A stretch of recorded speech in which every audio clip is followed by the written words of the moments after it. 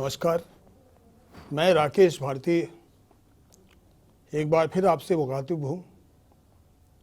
इस बार विषय है उपनिषद। उपनिषद पर बोलने के लिए मैं उपस्थित हुआ हूँ आपके सामने। उपनिषद जो है वैदिक साहित्य में ज्ञान कांड के अंतर्गत आते हैं। आप जानते हैं वैदिक साहित्य में कर्म कांड और ज्ञान कांड ये दो प्रमुख विभाग हैं। कर्म कांड में हम लौकिक चीज़ों के संधान के लिए पूजा पाठ यज्ञ वगैरह करते हैं, लौकिक वस्तुओं की प्राप्ति के लिए। ज्ञान कांड में जिसके भाग उपनिषद हैं, हम इससे ऊपर उठते हैं, उससे आगे जाते हैं। इसीलिए उपनिषदों को वेदांत कहते हैं। वेदों का आखिरी भाग है, जो आखिरी लक्ष्य है जिसको पाया जा सकता है। अब वैदिक साहित्य कैसे हमारे पास अभी तक सुरक्षित रहा, ये विचार करने वाला विषय है। वैदिक ऋषियों ने श्रुति परंपरा से, यानी सुनाने याद करने की परंपरा से इसको सुरक्षित रखा। वैदिक ऋषि आध्यात्मिक रूप से बहुत पहुँचे हुए लोग थे, परम तत्व का संधान कर चुके थे। उन्होंने अपना इस कर्तव्य समझा कि आगे की पीढ़ियों के लिए हम इसे सुरक्षित रखें, इस ज्ञान संपदा को सुरक्षित रखें। इसके तहत उन्होंने पहले शिष्यों को इसका तत्व निरूपण किया। उपनिषद का शाब्दिक अर्थ होता है पास बैठना। शिष्य पास बैठते थे और ऋषि लोग, ज्ञानी लोग तत्व का निरूपण करते थे। अब वो परंपरा, श्रुति परंपरा आगे चली। विद्वानों ने इसको लिखित परंपरा से सुरक्षित रखा, अनुवाद हुए देश विदेश में, और उसके माध्यम से आज हम लिखित रूप से में भी उपनिषदों को हमारे पास ये सांस्कृतिक आध्यात्मिक थाती है। आज की तारीख में उपनिषद इतने महत्वपूर्ण हैं कि देश विदेश में, हमारे यहाँ नहीं, भारत में नहीं है, विदेशों में भी इनकी बहुत ज़्यादा व्याप्ति है। ज्ञान की संपदा के रूप में, आध्यात्मिक संपदा के रूप में इनकी व्याप्ति है। ये कैसे संभव हुआ? एक जर्मन विद्वान हुआ करते थे, मैक्स मुलर। मैक्स मुलर मूलतः जर्मन थे और वो ब्रिटेन के विश्वविद्यालयों में अध्यापन करते थे। तो मैक्स मुलर ने सबसे पहले ऋग्वेद का अनुवाद किया। रामकृष्ण परमहंस से वो बड़े प्रभावित थे। तो उपनिषदों का जो उन्होंने अनुवाद किया, उसके माध्यम से विदेशी लोग उपनिषदों के माध्यम उनके माध्यम से उपनिषदों के बारे में जानने के लिए उत्सुक हुए। मैक्स मुलर के अनुवाद में कुछ कमियां हैं, वो ज़रूरी है, क्योंकि वो पश्चिमी सोच के व्यक्ति थे। इतना आसान नहीं है हमारी सोच को समझ पाना, आध्यात्मिक सोच को समझ पाना। परंतु उनकी वजह से, उनके अनुवाद की वजह से उपनिषदों के बारे में जिज्ञासा उत्पन्न हुई पश्चिमी देशों में। मैक्स मुलर 1823 में जन्मे थे, 1900 में उनका तिरोधान हुआ। तो आप ये समझ लीजिए कि 19वीं शताब्दी में उन्होंने उपनिषदों के बारे में पश्चिमी देशों में जागृति फैलाई, अपने अनुवाद के माध्यम से, अपनी टिप्पणी के माध्यम से। बहुत बड़े कवि हुए हैं टी.एस. इलियट, अमेरिकन अंग्रेज कवि थे। उनकी बहुत प्रसिद्ध कविता है the Waste Land. The Waste Land युद्ध की विभीषिका पर कविता है और उसका अंत होता है। अंत में उनकी पंक्तियां क्या आती हैं? दत्त दयध्वम दमयत। ये बृहद अरण्यक उपनिषद की पंक्तियां हैं। आप सोचिए, कहाँ मैक्स मुलर ने अनुवाद किया। उसके बाद टी.एस. इलियट जैसा महान अंग्रेज कवि अपनी सबसे प्रसिद्ध कविता में समापन के वक्त उपनिषदों की पंक्तियों का प्रयोग करता है पूरे संदर्भ के साथ। इससे हमें मालूम पड़ता है कि उपनिषदों की पहुंच कहाँ तक है, देश विदेश में कितने लोग इसको जानते हैं। उपनिषदों ने एक आध्यात्मिक थाती में, दार्शनिक परंपरा में सबसे बड़ा फर्क क्या समझाया विदेशियों को, इस पर ध्यान देने की ज़रूरत है। पश्चिमी देशों में या और देशों में धारणा क्या है कि भगवान एक अलग है चीज़, हम एक अलग हैं। भगवान से हम डर के रहें, भगवान अलग हैं, उनकी प्रार्थना करें, हम अलग हैं। इससे बहुत बड़ा फर्क उपनिषदों की दार्शनिक थाती में है। उपनिषद क्या कहते हैं?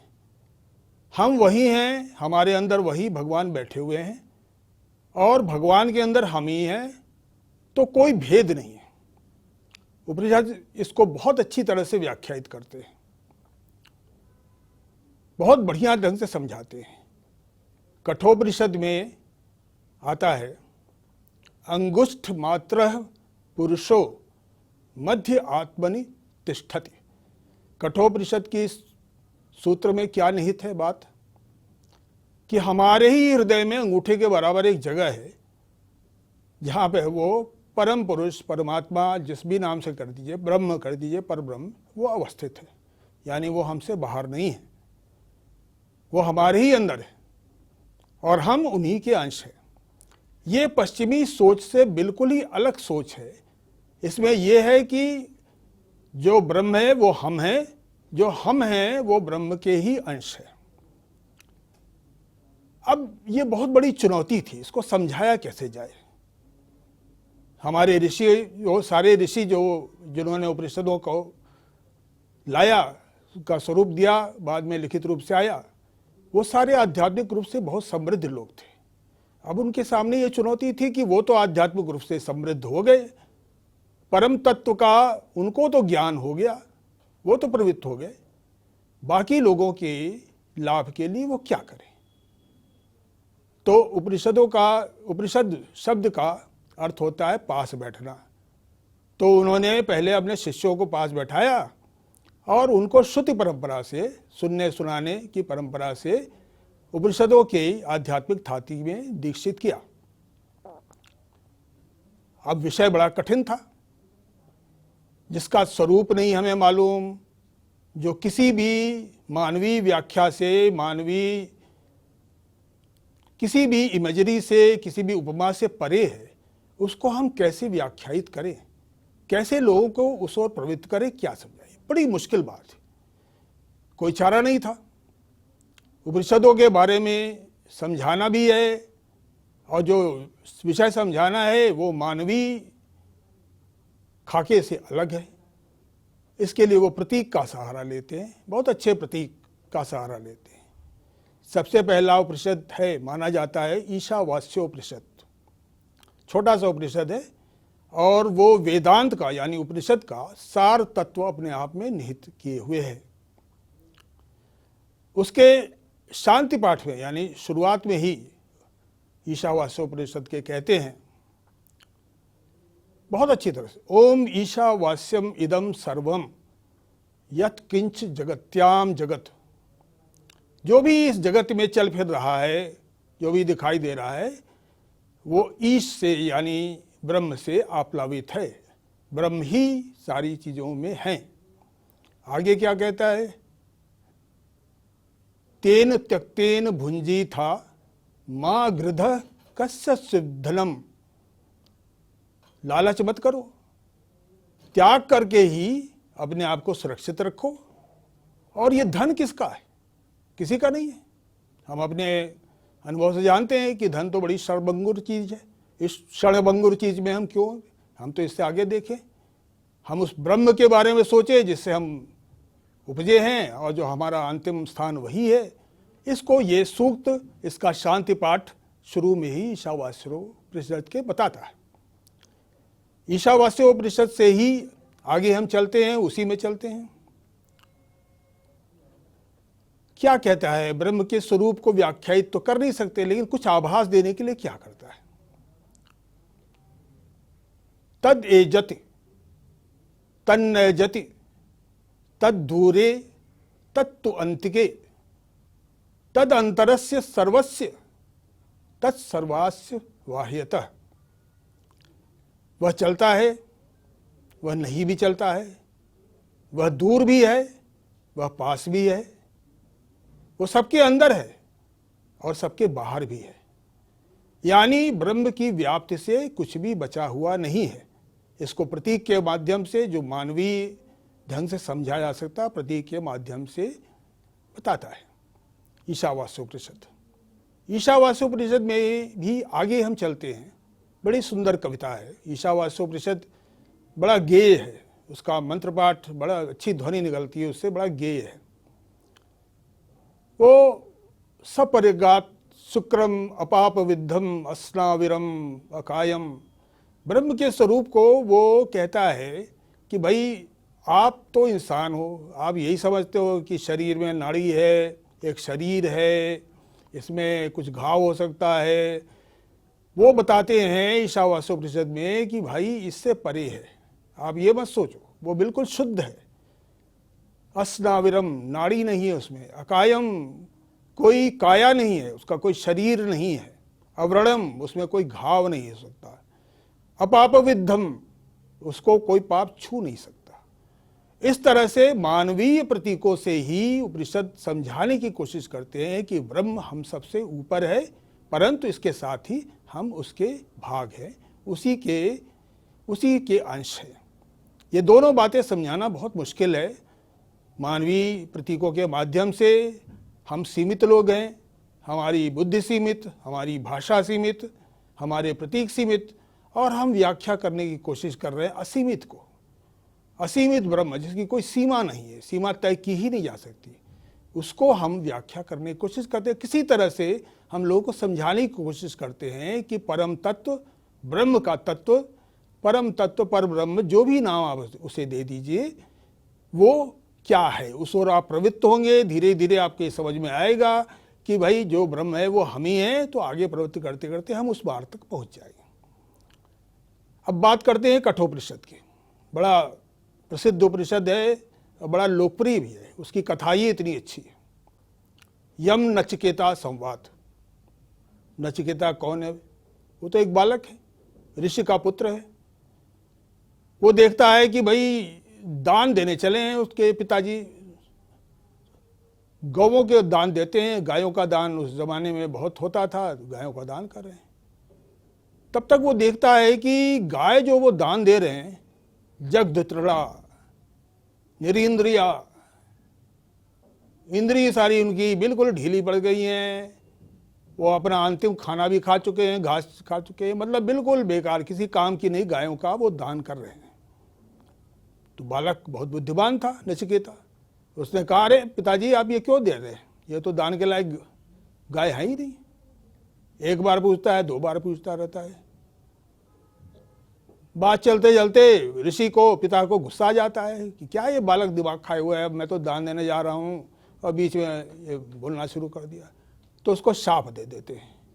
वो पूछता है नचिकेता कि हमें किसे दान दोगे? उसने कहा तुम्हें मृत्यु को दान देंगे। अब ज्ञान के संधान में डर का कोई स्थान नहीं है। उपनिषद ये बताते हैं डर का कोई स्थान नहीं है, डर से ऊपर उठना पड़ता है। इसका बहुत अच्छी तरह से इस बात को हम नचिकेता के उदाहरण से समझ सकते हैं, जिसके नाम से ही, यम के नाम से ही, नाम क्या उसकी कल्पना से ही हमारे पैर कांपने लगते हैं। अरे ये तो मृत्यु के देवता हैं भाई, ये तो मृत्यु ला देंगे हमारे ऊपर। कोई डर नहीं नचिकेता को, वो सीधे पहुंच जाता है। शाप देने के बाद वो सीधे पहुंच जाता है यम के घर। यम है नहीं घर पे, इंतजार करता है 3 दिन इंतजार करता है, 3 दिन 3 रात। यम आते हैं तो यम उल्टे उससे डर जाते हैं, कहते हैं अरे ये तो बालक, ब्राह्मण बालक, ये भूखा प्यासा 3 दिन से बैठा, कहीं शाप न दे दे मुझे। तो वो 3 वरदान मांगने को कहते हैं। देखिए, पहला वरदान नचिकेता क्या मांगता है? नचिकेता पहला वरदान ये मांगता है कि जब मैं वापस जाऊं यहाँ से, आपके घर से वापस अपने पृथ्वी पे जाऊं, तो मेरे पिता जो है मुझसे अच्छे ढंग से बात करें। यानी देखिए, उपनिषदों के ज्ञान के संधान में सबसे बड़ी बात यह है कि लौकिक जो आपके कर्तव्य है उसका निषेध नहीं है। ऐसा नहीं कि आप लौकिक कर्तव्य छोड़ छाड़ के बिल्कुल जंगल में बैठ के कुछ ज्ञान संधान करें, ऐसा नहीं है। नचिकेता पहला वर ही मांगता है और यम उसे दे देते हैं। दूसरा वर वो अपने आप यम दे देते हैं उनको। तीसरे वर पे बात अटकती है। नचिकेता पूछता जाता है, यम टालते जाते हैं, कैसे उत्तर दे? कहता है मृत्यु क्या है, मृत्यु के बाद कहाँ हम जाते हैं? यम टाल रहे हैं, कह रहे हैं विषय बड़ा गूढ़ है, बड़े बड़े ज्ञानी लोग नहीं इससे समझ पाए, वो अड़ा हुआ है। अब उस संवाद से, कठोपनिषद के यम नचिकेता संवाद से बहुत बड़ी बात निकलती है, जिसको मैं आगे आपको कहता हूं। यम प्रलोभन दे रहे हैं नचिकेता को प्रलोभन दे रहे हैं, ये मत पूछो, वो मत पूछो, ये ले लो, वो ले लो। यो यो रामा सरथा सतूर्या, बड़ी सुंदर स्त्रियां रथों पर आरूढ़ हैं, तुरही बजा रही हैं, वो ले लो आप। भूमि महत आयतना, बड़ी बड़ी भूमि में ले लो, हाथी घोड़ा ले लो, आज की शब्दावली में कहेंगे बड़े बड़े महल ले लो, बड़े बड़े मोटर कार ले लो, डॉलर ले लो, रुपया ले लो। नचिकेता बहुत आराम से सुनता है उनकी बात, और जवाब क्या देता है वो गौर करने लायक है। इसी जवाब में उपनिषदों के आध्यात्मिक तत्व के संधान के उपनिषद की क्या महत्ता है, इसका सूत्र निहित है। नचिकेता क्या कहता है? स्वभावा, ये तो सब जो आप देने की बात मुझे कह रहे हैं, स्वभावा क्षणभंगुर हैं, आज हैं कल नहीं है। सर्वे इंद्रियाणाम जरियंत तेज, ये सारी इंद्रियां जो हमारी हैं उसका तेज हर लेती हैं, उनको जो है बिल्कुल बेकार बना देती है। अब हम अपने अनुभव से जानते हैं, लौकिक अनुभव से, हमें भूख लगी, 4 पराठे पनीर के खा लिए, और अच्छे लगे 2 और खा लिए, अपच हो गई, पता चला कि अगले 2 दिन तक खाना ही नहीं खा पाए। तो ये सब सारी क्षणभंगुर चीज़ें हैं, सीमित है। हमें अपने शरीर को चलाने के लिए 2 रोटी की जरूरत है, खा लिए। 10 रोटी खाएंगे अपच हो जाएगा, 12 रोटी खाएंगे तो और ज़्यादा गड़बड़ हो जाएगी। नचिकेता अपने जवाब में यम को यही देता है, सर्वे इंद्रियाणाम जरयंती तेज, और अड़ा हुआ है। उसके बाद यम किसी तरह से उसको धीरे धीरे बात समझाते हैं, और उसमें बहुत बड़ा सूत्र निहित है। उसमें एक जगह कहा जाता है, नवित्तेन तर्पणीयो मनुष्यो, मनुष्य धन से तो कभी तृप्त हो ही नहीं सकता। उपनिषद कहते हैं धन से तो आप तृप्त हो ही नहीं सकते, धन तो सबसे ज़्यादा क्षणभंगुर चीज़ है। हम अपने लौकिक अनुभव से जानते हैं, आज हजारपति हो गए हम कहें हम लखपति हो जाए बड़े प्रसन्न हो जाएं, कल लखपति हो गए करोड़पति बन जाए बड़े प्रसन्न हैं, करोड़पति से कहें अरबपति हो जाए, जाना लेकर कुछ भी नहीं है साथ। लेकिन हम धीरे धीरे धीरे धीरे कामना, अपनी ऐषणा, अपने लालच को बढ़ाते जाते हैं, पहुँचते कहीं नहीं है। वहीं पर शंकराचार्य, आदि शंकराचार्य के शब्दों में, पुनरपि जन्मम पुनरपि मरणम, घूमते रहिए, 100 जन्म 1000 जन्म इसी में घूमते रहिए, मिलेगा कुछ नहीं। असली तत्व क्या है, असली तत्व का संधान क्या है, वो अलग चीज़ है। लौकिक तत्व के संधान का निषेध नहीं है। उपनिषद बताते हैं इसकी सीमा, आप ये इसकी सीमा है, इसको समझिए, इसको सीमा को समझते हुए अपना लौकिक काम करते रहिए, कोई दिक्कत नहीं है। शरीर चलाने के लिए जितना जरूरी है, घर चलाने के लिए जितना जरूरी है, उतना तो करना ही पड़ेगा। परंतु अगर असली तत्व, परम तत्व का संधान करना है, ब्रह्म ज्ञान का संधान करना है, तो इससे आपको आगे बढ़ना होता है। फिर कठोपनिषद में ही आता है, 2 प्रकार का संधान होता है, एक श्रेय का संधान, एक प्रेय का संधान। प्रेय क्या है? कठोपनिषद में कहते हैं योग क्षेमाद वृणीते। प्रेय वो चीज़ है जो हमारी लौकिक चीज़ें हैं, मकान मिल जाए बड़ा अच्छा, धन धान मिल जाए, पुत्र पौत्र हो जाएं, ये मिल जाए वो मिल जाए, ये लौकिक संधान है, ये प्रेय है। तो कठोपनिषद कहता है कि ये प्रेय का संधान जो है, ये थोड़ा जो कम क्षमता वाले लोग हैं, आध्यात्मिक क्षमता कह लीजिए जैसी भी, वो इसके पीछे भागते रहते हैं।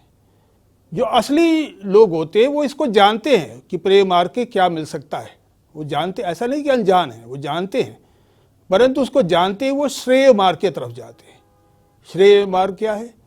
जिससे परम तत्व का संधान होता है, हमें अपने वास्तविक स्वरूप ब्रह्म से हमारी अभिन्नता, हम वही हैं जो वो हैं, वो हमारे अंदर हैं, इसका ज्ञान होता है, वो है श्रेय मार्ग।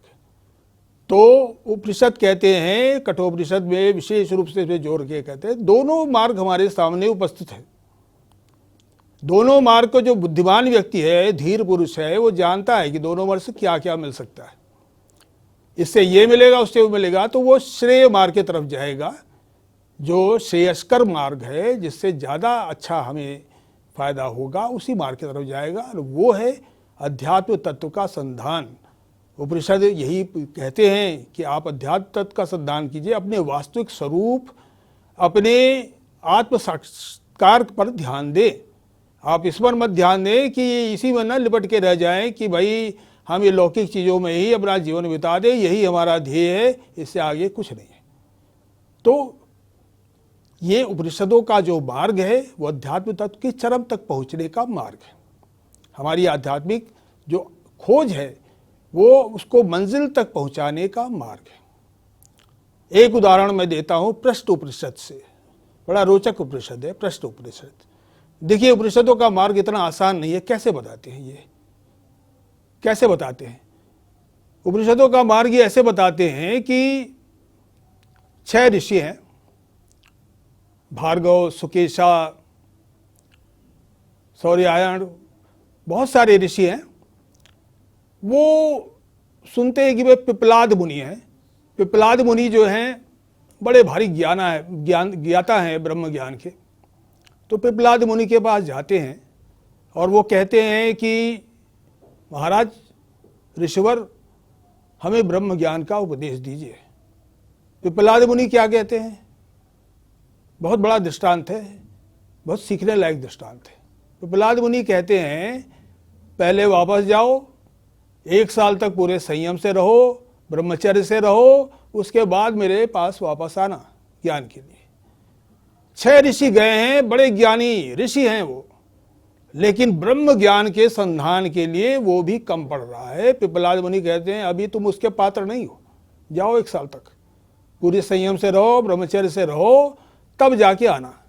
तो ये ज्ञान का संधान, अध्यात्म तत्व के ज्ञान का संधान, आत्म साक्षात्कार का मार्ग कठिन नहीं है, और कठिन है भी। कठिन इसलिए नहीं है कि एक बार आप समझ लिए, प्रवृत्त हो गए, मार्ग को समझ लिए, मार्ग पे चलना समझ लिए, तो कठिन नहीं है। कठिन है कि जब आप समझे नहीं इसको और लौकिक चीज़ों में उलझे रहे। अब ये कठोपनिषद से ही एक बहुत अच्छा उदाहरण आपको देता हूं मैं, बहुत सीखने लायक उदाहरण है। शुरस्य धारा निशिता दुरत्या दुर्गम पतः तत्कवया वदन्ति।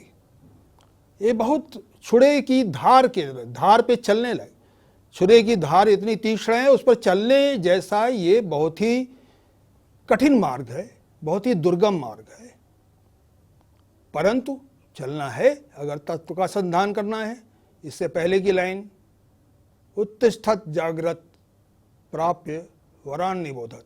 उठो, जागो, जागो, तुम कौन हो इसका एहसास करो। प्राप्य वरान निबोधत, और जब तक तुम्हारा लक्ष्य न मिल जाए, आध्यात्मिक लक्ष्य, परम तत्व का संधान न हो जाए, तब तक रुको मत। तो उपनिषद बता भी रहे हैं, प्रेरणा भी दे रहे हैं, उठो जागो, तुम वो नहीं हो जो समझ रहे हो अपने को सीमित, तुम असीमित के अंश हो। और ये जानते हुए इस मार्ग पे चलो कि ये मार्ग इतना आसान नहीं है।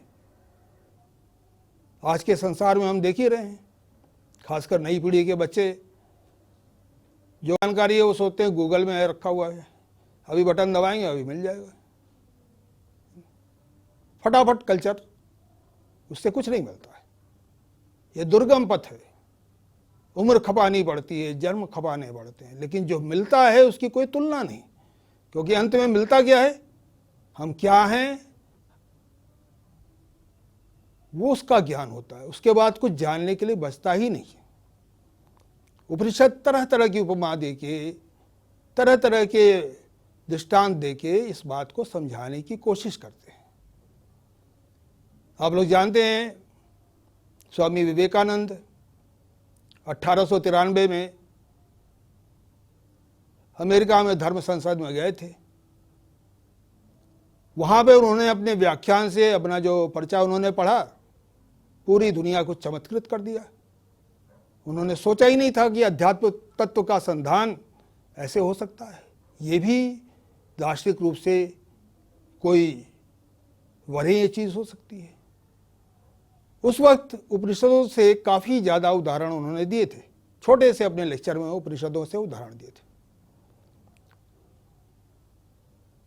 उसमें एक उदाहरण था, न तत्र सूर्यो भाति न चंद्र तारकः, वहाँ न सूर्य का प्रकाश है, न चंद्रमा का और न ताराओं का।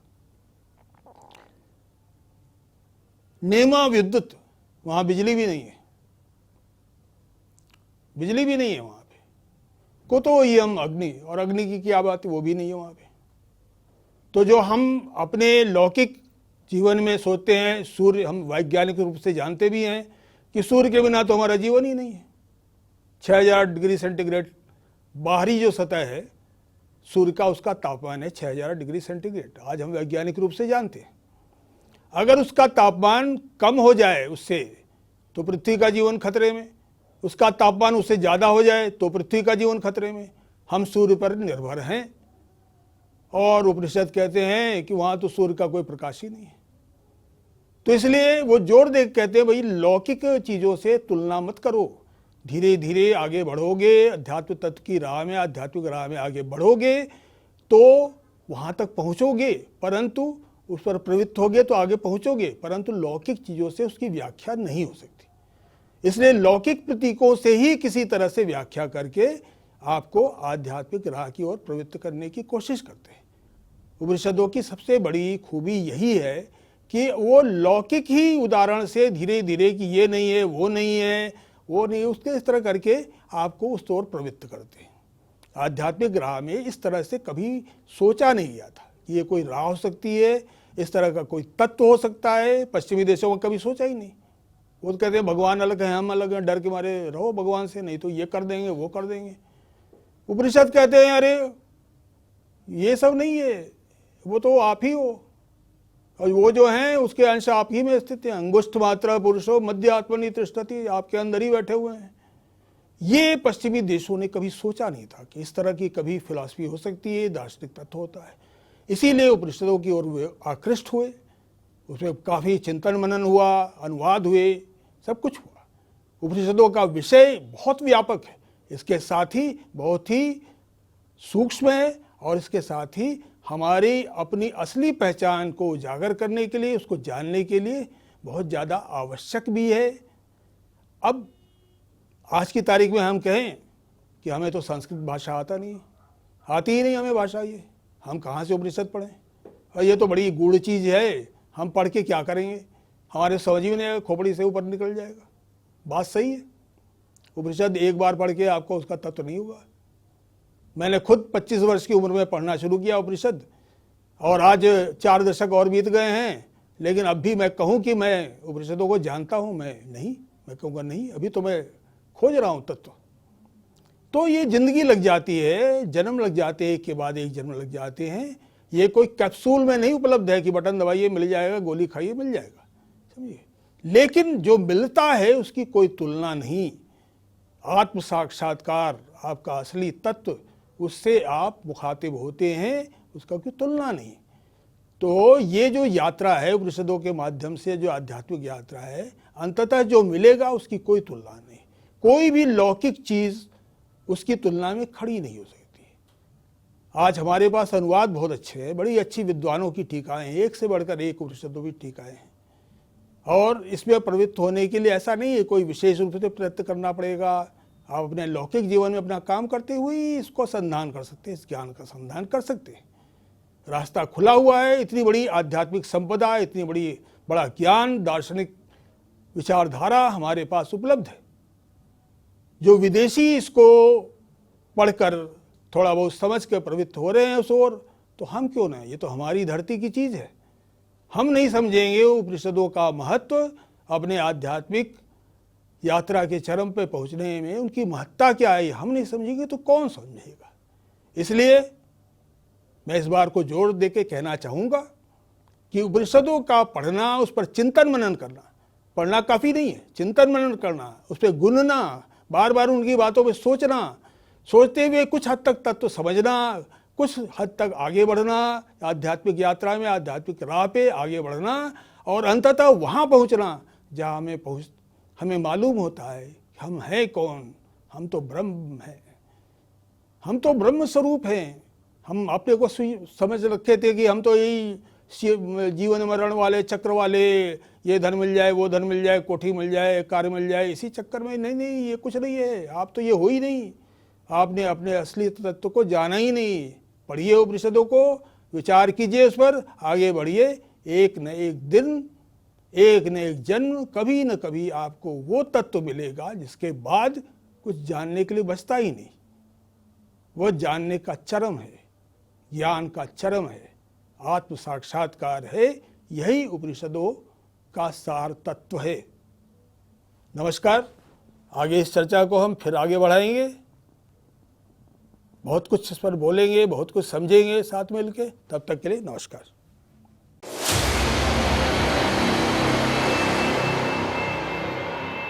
आप हमारे संत वाणी चैनल को सब्सक्राइब करें, वीडियो को लाइक करें, शेयर करें और हाँ, बेल आइकन पर क्लिक करना बिल्कुल ना भूलें ताकि हमारी किसी भी वीडियो की सूचना सबसे पहले आपको मिले।